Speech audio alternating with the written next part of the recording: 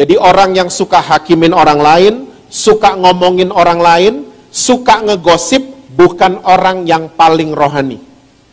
Dia adalah orang yang simpen banyak salah dan gak pernah berdamai sama Tuhan. Karena terus merasa bersalah, disimpan semuanya, pura-pura hidupnya, selalu main sandiwara, jadi seneng ngomongin orang lain.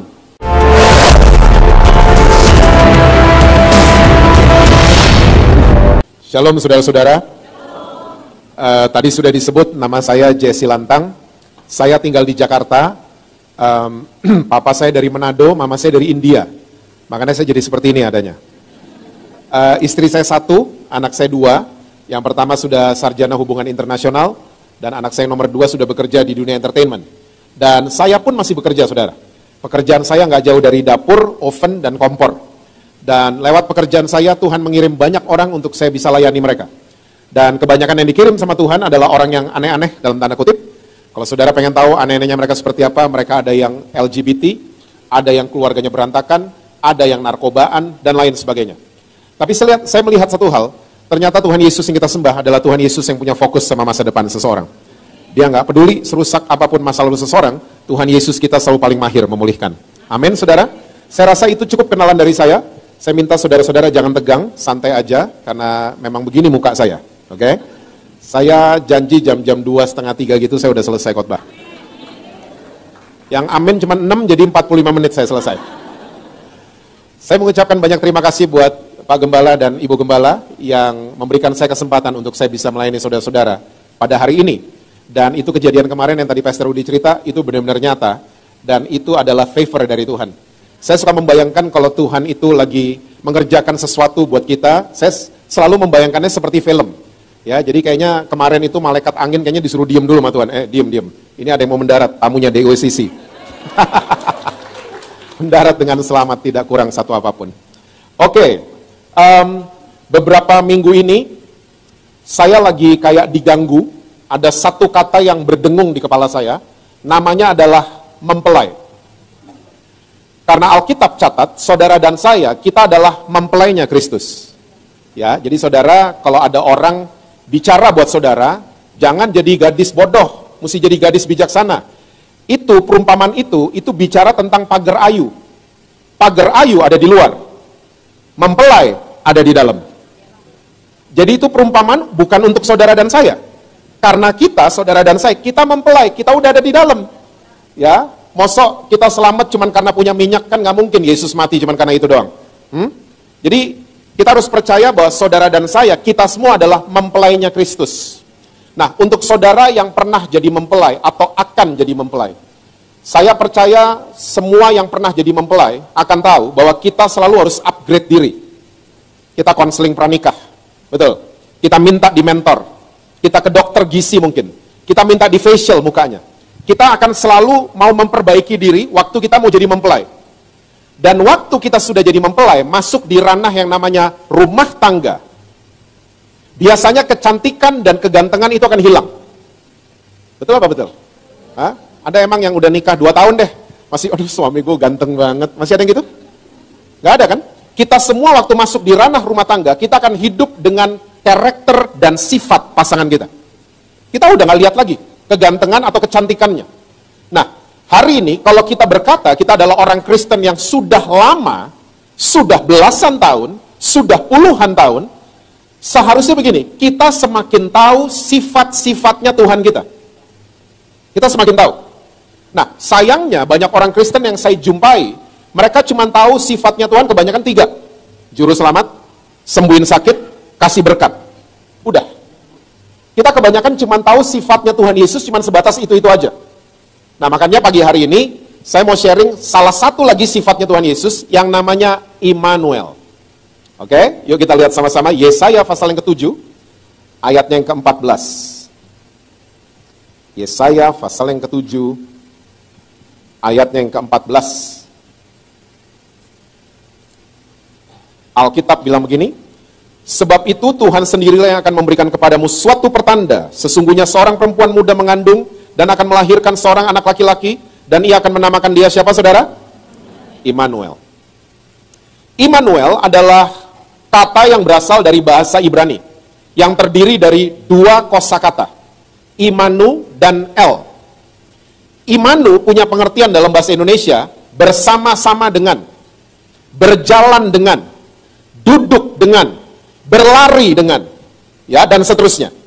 Nah, kata el punya pengertian dalam bahasa Indonesia Allah atau Tuhan. Jadi kata Immanuel punya pengertian dalam bahasa Indonesia bukan toko buku. Tapi kata Immanuel punya pengertian dalam bahasa Indonesia Allah bersama-sama dengan saudara dan saya. Nah, ternyata ini sifatnya Tuhan. Oke? Bahkan sebelum Yesus naik ke surga, dia kasih tahu sifatnya yang satu ini. Aku akan menyertai kamu sampai kepada kesudahannya. Dia berjanji kepada kita semua, dia nggak akan pernah meninggalkan kita. Karena apa? Sifatnya memang seperti itu. Nah, sekarang kita punya pikiran begini, kebanyakan orang Kristen.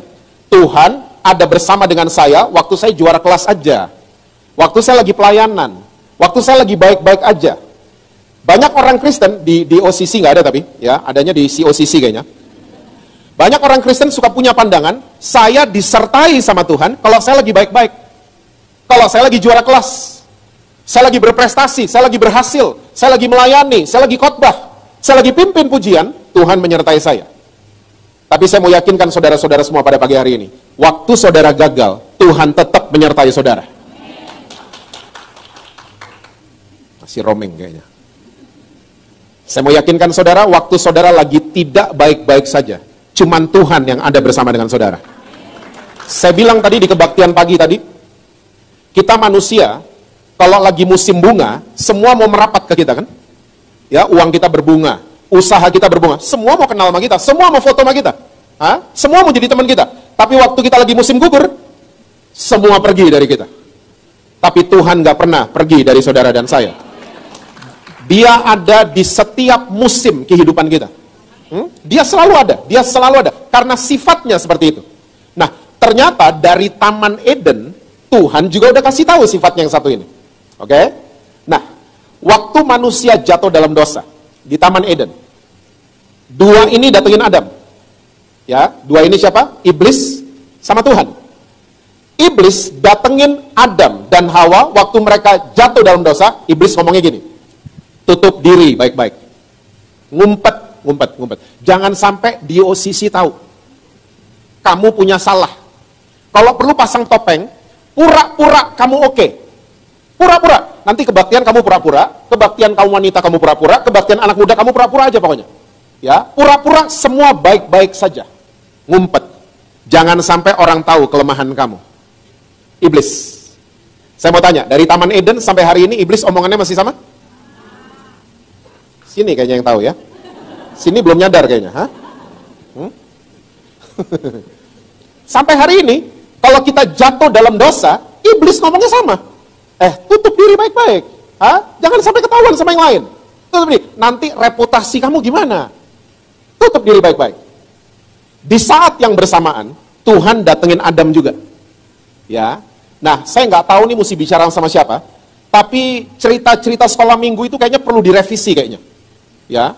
Karena cerita sekolah minggu itu waktu Tuhan masuk di Taman Eden, itu seperti dinosaurus masuk di Jurassic Park. Dan Tuhan sambil masuk sambil marah, kamu ada di mana? Di sekolah minggu diajarin, itu membekas loh di kepala saya. Jadi waktu Tuhan masuk, itu Tuhan marahnya luar biasa. Nah saudara, kita ini kalau belajar bahasa Ibrani kalau kita pelajari itu berikut dengan intonasi. Ada intonasinya. Oke? Kayak kita hari ini kalau ngirim WhatsApp, untuk mempertegas, kita pakai emoticon. Betul? Ya, aku kangen, emoticonnya peluk. Bukan love, peluk. Tapi emoticon peluk, itu saya rasa agak aneh, karena begini tangannya. Betul nggak sih? Peluk kan gini ya? Hah? I love you, perlu dipertegas, pakai emoticon hati. Ya, dan seterusnya. Itu aja kadang-kadang manusia, udah pakai emoticon, kita masih salah terima. Ya, apalagi Alkitab. Ya, kita kalau nggak belajar bahasa Ibrani, kita seringkali salah tangkap akhirnya. Nah, ternyata waktu Tuhan masuk di Taman Eden dan dia tanya sama Adam, dia tanyanya baik-baik intonasinya. Kamu di mana? Dan ini sifat Tuhan yang lain lagi, selalu mencari yang terhilang. Di perjanjian baru diperjelaskan, Yesus datang untuk yang terhilang. Yesus datang untuk yang terluka. Yesus datang untuk yang tertolak. Diperjelas di perjanjian baru. Dari Taman Eden udah ada semua. Dia mencari yang jatuh, kamu di mana? Nanyanya baik-baik. Saya sering banget tanya sama orang Kristen, Adam dan Hawa itu diusir kenapa sih sebenarnya? Diusir dari Taman Eden itu kenapa? Orang Kristen selalu jawabannya ada 3. Yang pertama, ya karena mereka makan itu buah. Yang kedua, karena mereka nggak taat. Yang ketiga, karena mereka melanggar suara Tuhan. Yuk kita breakdown sama-sama ya pagi hari ini ya. Alkitab kita sama kan ya? Ya, bukan berarti saya lagi khotbah, Alkitab saya beda sama saudara. Ya, Alkitab kita sama. Waktu Tuhan bertanya, kamu di mana? Masih ingat gak jawabannya Adam? Saya lagi ngumpet. Berarti Adam dengerin siapa? Iblis. Saya lagi ngumpet karena saya telanjang. Tuhan udah marah? Belum. Tuhan tanya balik, loh kok kamu tahu kamu telanjang? Siapa yang bilang? Kamu makan buah itu yang saya larang? Adam? Perempuan. Tuhan udah marah? Belum. Didatengin perempuan kan? Permisi. Kamu kasih makan suamimu? Hawa? Ular. Abis Hawa jawab ular, baru Tuhan marah. Gitu kan ceritanya? Alkitab kita sama kan? Ternyata Tuhan marah bukan karena mereka makan, bukan karena mereka tidak taat, bukan karena mereka melanggar perintah Tuhan. Tuhan marah sama pasangan suami istri ini karena mereka saling menghakimi. Catat baik-baik itu. Mereka saling menghakimi. Dan orang kalau udah saling menghakimi, biasanya karena mereka tutupin salah mereka. Dan yang pertama mereka tutup kesalahan mereka karena mereka dengerin siapa? Iblis. Sampai hari ini masih terjadi? Jadi orang yang suka hakimin orang lain, suka ngomongin orang lain, suka ngegosip, bukan orang yang paling rohani. Dia adalah orang yang simpen banyak salah dan gak pernah berdamai sama Tuhan. Karena terus merasa bersalah, disimpan semuanya, pura-pura hidupnya, selalu main sandiwara, jadi seneng ngomongin orang lain. Dari Taman Eden sudah terjadi. Karena mereka ngumpet, jadi tunjuk-tunjukkan. Bahasa perjanjian baru, self-righteous. Merasa diri paling benar dibanding yang lain. Karena awalnya dengerin siapa? Iblis, bukan dengerin Tuhan. Saya mau yakinkan saudara-saudara, Tuhan terusik sifatnya. Karena dia sifatnya Immanuel. Dia juga ada di ruang gagalnya saudara. Dia bukan ada saat kita lagi juara, saat kita lagi berprestasi. Tuhan juga ada waktu kita lagi jatuh dalam dosa. Dia tetap ada sama saudara. Dia nggak pernah tinggalin kita. Makanya para orang tua yang hadir di gereja ini, atau calon-calon orang tua di gereja ini, ya, bangun ruang gagal di rumah tangga kita. Saya nggak suruh bangun ruangan, literally ruangan ya, bukan. Ya, tapi saya ini punya 2 anak. Saya sebagai papanya 2 anak saya pengen lihat anak saya berhasil. Saya pengen lihat anak saya sukses. Saya pengen lihat mereka baik-baik saja. Tapi kalau tiba-tiba mereka tidak baik-baik, kita berdiri nggak di samping mereka? Nah itu namanya ruang gagal. Kita ada nggak di samping mereka? Waktu mereka lagi confused, mereka lagi bingung, mereka lagi jatuh mungkin dalam dosa, mereka lagi bergumul atas sesuatu, kita ada nggak di samping mereka? Atau kita cuma nuntut mereka, kamu nggak juara, awas ya kamu. Ya, kamu tahu nggak, papa pendeta, wush, ini pendeta kayak gini nggak mikirin anak-anaknya. Disuruh jaim anak-anaknya karena papanya pendeta. Wih, hidup dalam pencitraan akhirnya. Makanya banyak anak pendeta sekarang ya di OCC nggak ada loh ya. Saya ngomong di Pulau Jawa ini, banyak anak-anak pendeta sekarang tiba-tiba ya pengumuman saya mau kawin sama sejenis, pengumuman di sosial media, anak pendeta terkenal loh padahal. Oke? Karena apa? Dituntut sempurna. Banyak Gen Z hari ini bunuh diri karena dituntut sempurna di rumah. Nggak ada ruang gagal. Anak saya 2, saudara. Dua-duanya ranking 2. 1 dari atas, 1 dari bawah. Saya mulai mengerti, kakaknya tuh otak kirinya yang kuat. Makanya ranking 2 dari atas. Adiknya, otak kanannya yang kuat. Makanya ranking 2 dari bawah. Akademisnya itu lemah dia. Ya, lemah sekali. Saya pernah, anak saya yang kedua ini, waktu mau lulus SMA, dia dikeluarin dari sekolah. Saya kaget, kok mau ujian akhir, malah dikeluarin. Ternyata dia ada di TKP. Teman-temannya mukulin anak sekolah lain, dia ada di situ. Dia nggak ikut mukul, tapi dia nonton. yang ikut pukul. Dia dikeluarin loh. Saya sampai datengin kepala sekolahnya, Pak, tolonglah Pak, bijaksana sedikit. Gak diterima loh, tetap dikeluarin. Saya keluar dari ruangan kepala sekolah, anak saya ngelihat saya udah takut. Dia udah takut. Saya peluk dia, saya bilang gini, no matter what, kamu tetap anaknya Daddy. No matter what. Ini namanya ruang gagal. Masih ada nggak di keluarga kita? Masih ada nggak di gereja kita? Masih ada nggak di komsel kita? Kita bisa jawab masing-masing. Saya dulu waktu SMA, saya seneng banget kalau ke ruangannya guru BP. Semua tahu guru BP? Tahu ya? Saya dulu waktu sekolah, yang masih sekolah, adegan ini jangan ditiru ya. Jangan ditiru. Saya dulu waktu masih sekolah, saya nggak pernah bikin PR, datang selalu terlambat. Kalau di sekolah saya tidur di kelas. Jadi guru-guru kalau lihat saya, anak males datang. Tumben rajin ke sekolah, tumben bikin PR.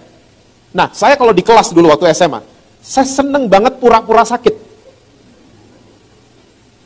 Yang ketawa-ketawa pernah kayaknya ya. Ya. Pura-pura sakit. Nah, kalau guru saya tiba-tiba, wah, Jas kamu sakit gitu. Iya Pak, saya sakit. Padahal enggak. Dibawa ke ruang guru BP. Di ruang guru BP, saya nggak akan lupa, nama gurunya Bu Betty. Kalau dia lihat saya masuk, dia gini, halo Jesse anak pinter. Guru lain bilang saya bodoh. Cuman dia yang bilang, halo Jesse anak pinter. Kamu itu kalau rajin baca, kamu pasti lebih pandai. Itu sama aja sebenarnya, kamu males. Sebenarnya begitu, sama. Kalimatnya Bu Betty doang yang beda. Lebih wise. Ya. Waktu reuni SMA ke-25, saya nggak bisa datang, lagi pelayanan di Manado. Bu Betty nyariin saya. Udah tua, mana Jesse? Mana? Gak bisa datang. Aduh, kenapa? Mukanya khawatir. Dia lagi khotbah. Apa? Dia lagi apa? Lagi tausiah, Bu. Tahu nggak? Dia nggak bisa berkata-kata. Dia cuma keluar air mata, Ibu Betty. Karena dia tahu banget. Nah, ruang guru BP itu ruang gagal di sekolah kita.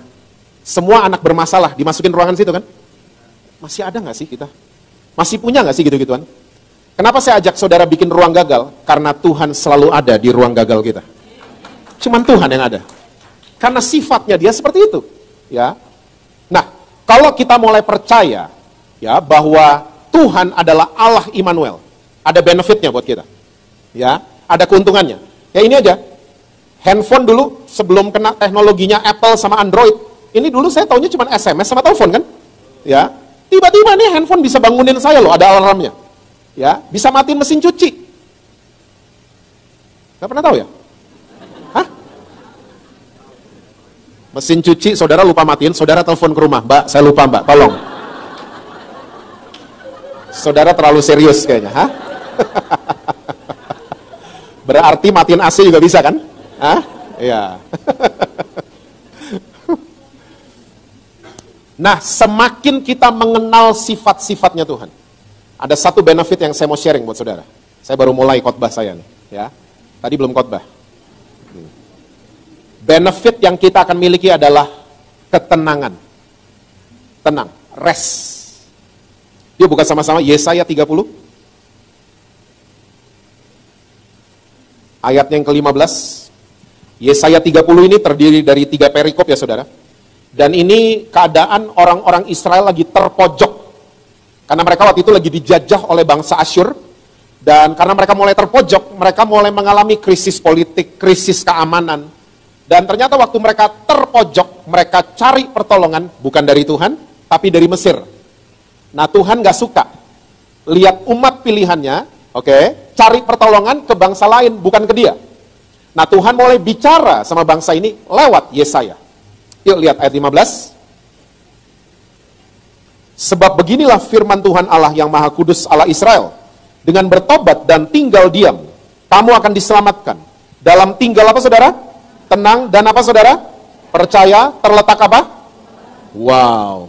Ternyata orang yang kuat rohaninya bukan orang yang sering doa pagi. Doa pagi bagus. Tapi kalau kita rajin doa pagi, ininya nggak tenang dan percaya, percuma semuanya. Ternyata orang yang kuat adalah orang yang sering doa puasa.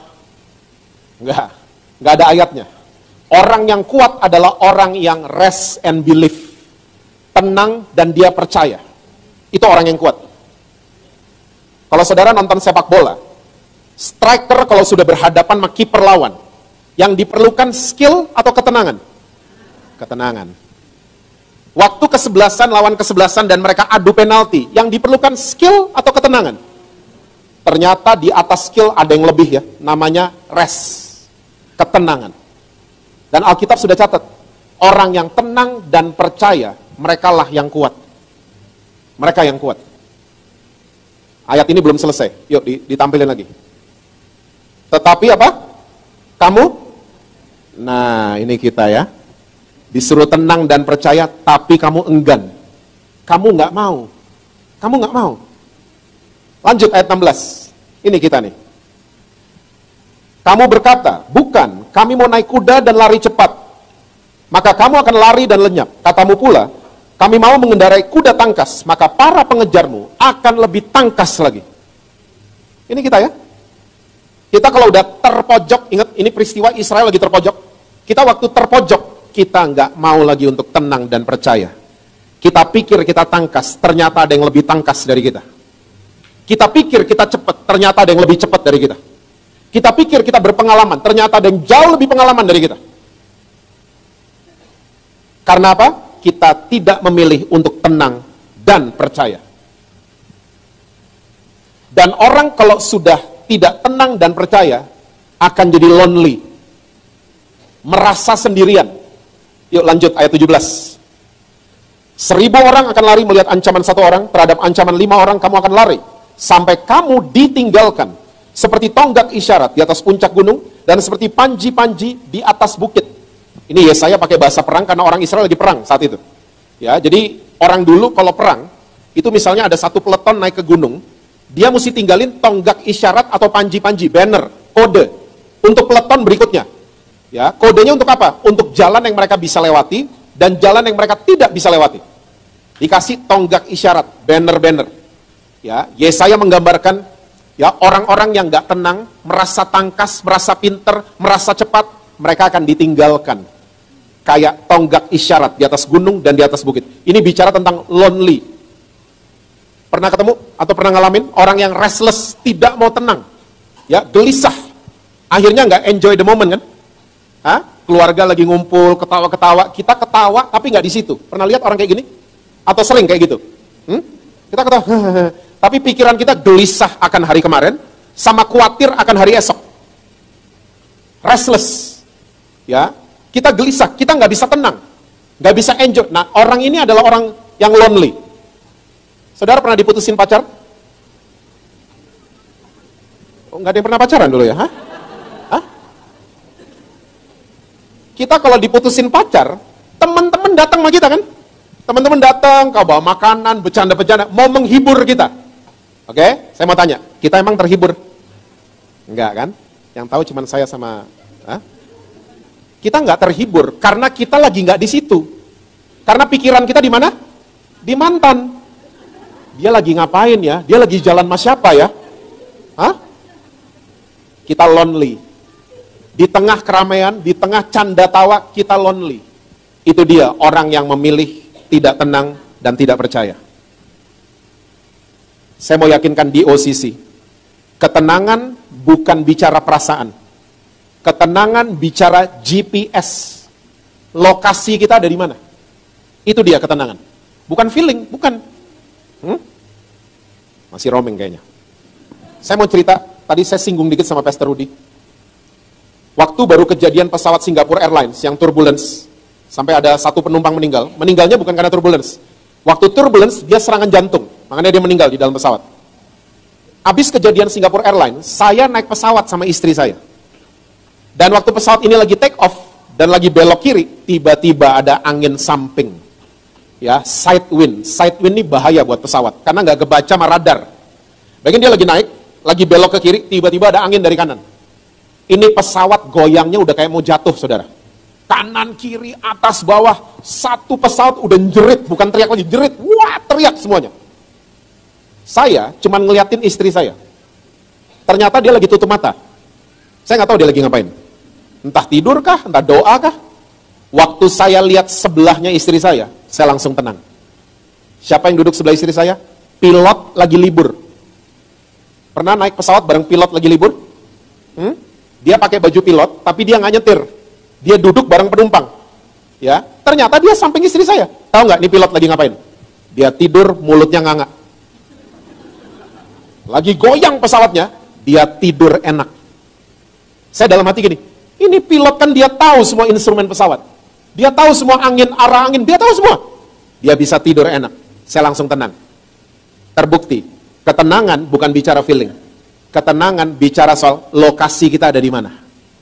Waktu saya dekat sama pilot ini, saya langsung tenang. Oke, cerita berikutnya. Belum dapat kayaknya saudara. Saya waktu kuliah, saya ikut nyelam, diving. Dan itu pengalaman pertama dan terakhir kayaknya. Diving, kalau baru pertama diving, kita harus ditandem sama master diver. Ya. Nah, saya turun nih di Kepulauan Seribu, di atasnya Jakarta. Turun 12 feet udah di bawah laut. Oke? Itu dunianya udah lain saudara, di bawah laut. Udah lain. Ya, yang enggak ikan semua, yang enggak ada cuman ikan fauci enggak ada di sana. Jokes bapak-bapak. Tiba-tiba alat pengukur oksigen di tangan saya sama tabung oksigen tiba-tiba error. Di tangan saya full oksigennya. Ternyata tabungnya udah nggak ada oksigennya. Anak baru loh. Baru di bawah laut. Saya terkena panic attack. Saudara yang terkena panic attack, saya bisa ngerti banget. Saya pengen buru-buru naik ke atas, masternya yang lagi tandemin saya, dia kasih kode. Kalau buru-buru, saya lupa tuh kode. Kalau buru-buru naik ke atas, gendang telinga bisa pecah. Karena tekanan air. Ya, santai aja, saya akan pandu kamu. Kita sharing oksigen. Saya dibawa sampai di atas, saya tenang. Dari panic attack loh. Ya, biasanya orang kalau panic attack mesti obat. Ini nggak pakai obat. Ya, saya bisa tenang sampai di atas karena di sebelah saya ada master diver. Yesus selalu ada di sebelah saudara dan saya. Kenapa masih nggak percaya? Kenapa masih nggak tenang? Kenapa masih suka overthinking? Kenapa masih mikir yang enggak? Tenang aja, dia menyertai kita kok sampai kepada kesudahannya. Dia selalu ada sama kita. Seharusnya kita tenang dan percaya. Saya lagi ke pojok Pak, nah ini ayatnya nih, ini ceritanya. Ya, Israel lagi terpojok dan cari bantuan bukan ke Tuhan lagi. Seringkali waktu kita terpojok, kita nggak mau tenang kan? Nggak mau tenang. Kita nggak bisa rest. Waktu Musa, Israel lagi perang sama Amalek, Keluaran 17. Ya, kalau saudara baca detailnya, saya ini kolektor musik dan cerita perang, saudara. Ya, saya hafal semua cerita-cerita perang yang ada. Saya punya buku-bukunya. Saya bacain semuanya. Ya, perang Imam Bonjol tahun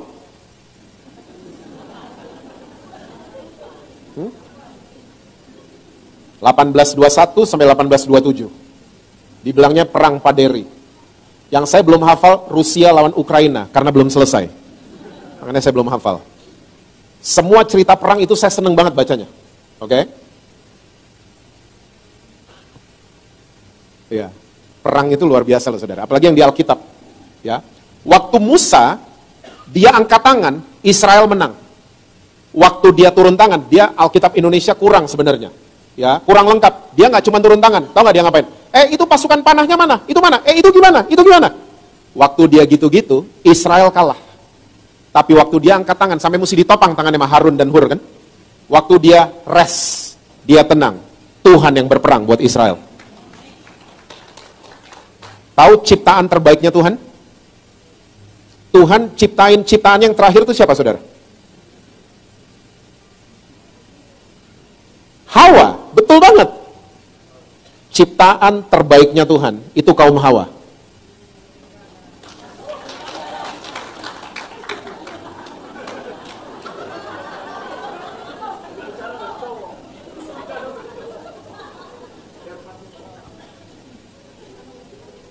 Ciptaan terbaik.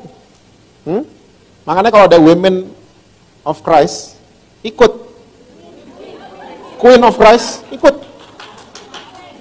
Itu kumpulan-kumpulan ciptaan terbaik. Bibit unggul itu. Tahu nggak di kitab Kejadian, kaum Hawa dapat gelar apa? Penolong. Tahu nggak arti kata penolong? Bukan pembantu. Penolong artinya lebih kuat daripada yang ditolong. Suami-suami makin begini semua. Nggak terima? Hah?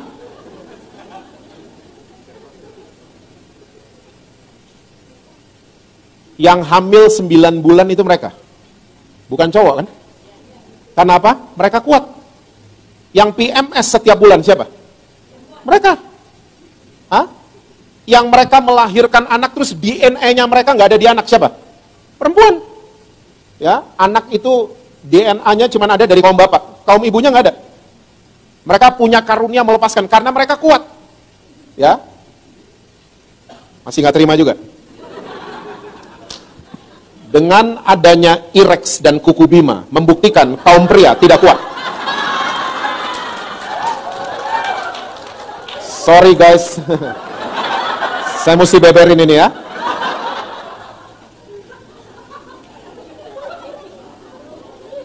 Ya kan? Kita nggak ada yang kuat. Kita cuma kuat angkat meja sama angkat kursi. Baru kita kuat.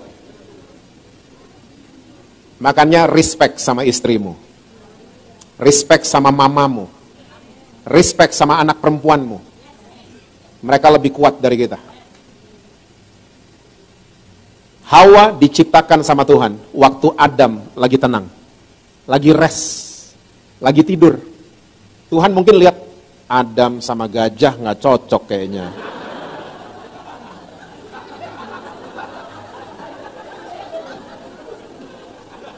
Sama hiu apalagi nggak cocok. Hal yang luar biasa akan datengin saudara kalau kita bisa tenang. Kalau kita restless, nggak tenang, nggak nyambung semuanya. Semuanya akan nggak nyambung. Makanya Alkitab bilang, kamu mesti jadi tenang supaya kamu bisa berdoa. Orang yang nggak tenang nggak bisa berdoa. Ya, tenang. Nanti lihat Tuhan yang berperang buat saudara. Saya akan masuk di ayat terakhir. Ayatnya terakhir, tapi pembahasannya masih lama. 1 Raja-Raja 20. Kaum ibu jadi senang semua kayaknya ya. 1 Raja-Raja 20, ayat yang ke-23. Itu judul perikopnya pertempuran dekat kota Afek. Saya senang ya cerita-cerita perang. Ayat 23, oke. Pegawai-pegawai Raja Aram berkata kepadanya, Allah mereka ialah Allah apa saudara? Gunung, itulah sebabnya mereka lebih kuat daripada kita. Tapi apabila kita berperang melawan mereka di tanah rata, pastilah kita lebih kuat daripada mereka. Saya selain kolektor cerita perang, saya kolektor musik juga saudara. Saya ini pencinta musik. Compact disc di rumah saya ada 7.500. Semuanya asli. DVD konser ada 700-an. Vinyl piringan hitam yang masih bagus ada 1.100-an, yang first print, yang masih warna hitam. Ya, kaset yang pitanya masih mulus ada 1.200-an. Ya. Elvis lengkap semua, ya.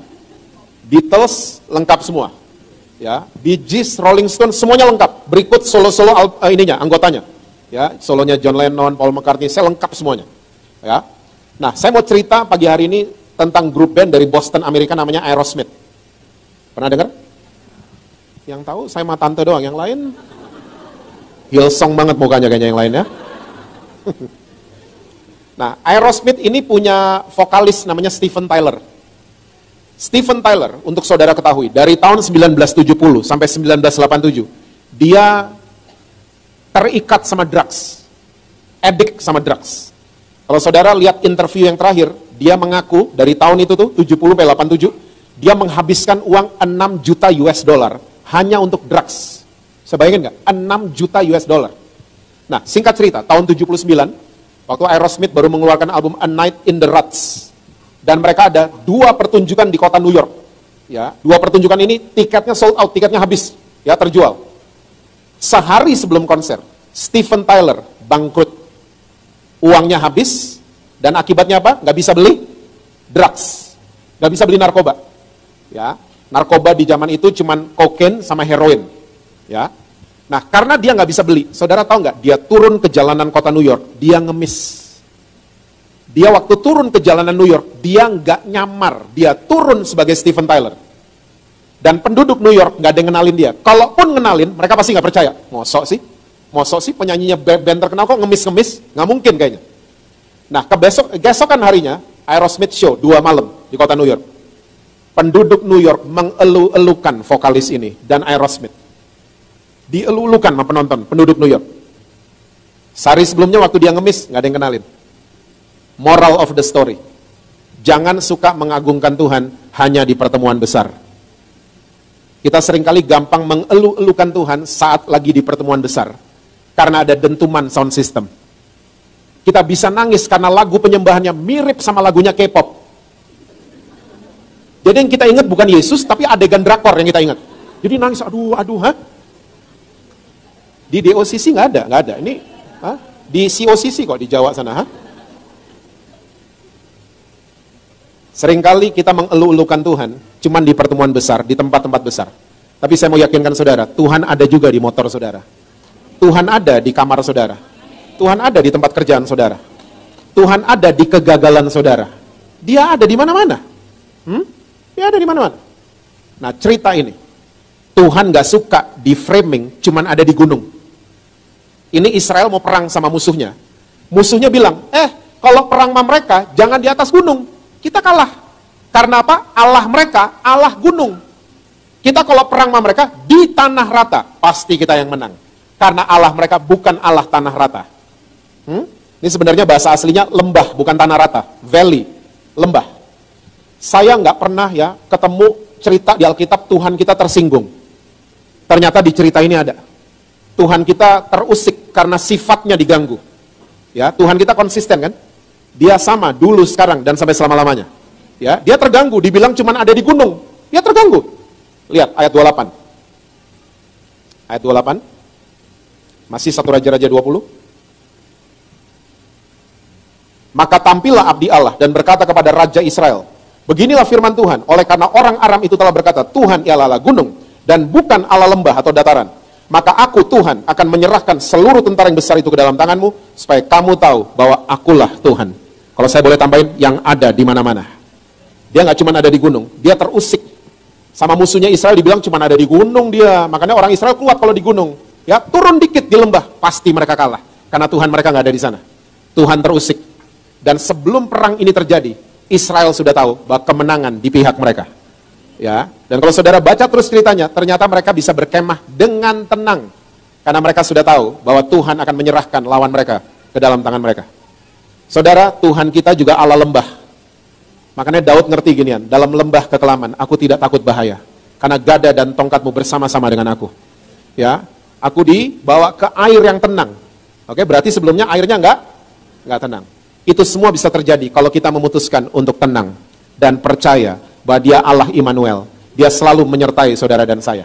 Ya, jangan pernah memframing Tuhan cuma ada di tempat kebaktian. Ya, Tuhan cuma ada di acara di gereja. Enggak, Tuhan ada di rumah saudara. Tuhan ada di mana-mana saudara. Ya, saya suka sebel kalau orang Kristen pulang dari Israel. Wah Pak, nyembah Tuhan di sana merinding loh Pak. Beda sama di Kupang. Di Israel nyembah Tuhan, framingnya tuh merinding. Saudara pernah ke kamar mayat jam 2 pagi? Merinding loh pasti. Nggak ada WL merinding di sana. Tuhan ada di mana-mana dan Dia nggak pernah tinggalin saudara. Dia menyertai saudara dan saya sampai kepada kesudahannya. Tuhan berkati saudara-saudara semua. Selalu sukses, harmonis di rumah, dan rekening bank selalu penuh buat saudara. Saya minta Pastor Rudi.